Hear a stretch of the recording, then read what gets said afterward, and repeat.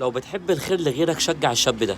بيسو 31 سنة من اسكندرية، متخرج من كلية آداب، فاتح مشروع صغير كده، مشروع فريسكا، وبجد في كمية النظافة. غير كده ان هو بيعمل صوصات مخصصة ليه. فيلا بينا اقول لكم على انواع الصوصات اللي انا جربتها منه، وبجد بسم الله ما شاء الله انا هروح له تاني. وبدأنا هنا بأول حاجة عملها يا جماعة، كانت كابري بالنوتيلا.